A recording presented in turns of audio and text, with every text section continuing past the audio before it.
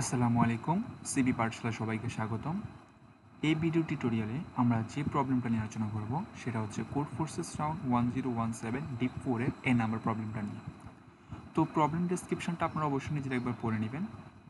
এই প্রবলেমে যেটা বলা হয়েছে, আমাকে একটা কান্ট্রির ওল্ড নেমটি দেওয়া থাকবে এবং যেটা হচ্ছে আমার 3টি স্ট্রিং নিয়ে গঠিত, এবং আমাকে আউটপুট আকারে ওই ওল্ড কান্ট্রিটার মডার্ন নেমটা প্রিন্ট করতে হবে। আর মডার্ন নেমটা গঠিত হবে হচ্ছে আমার ওই 3টে স্ট্রিংয়ের প্রত্যেকটি স্ট্রিংয়ের ফার্স্ট ক্যারেক্টারটা নিয়ে।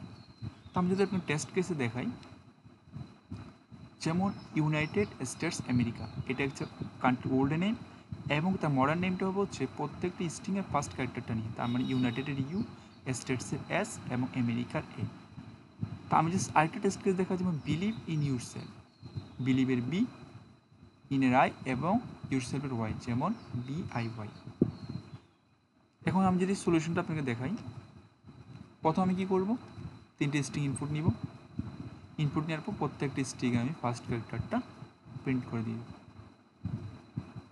তো ধন্যবাদ সবাইকে।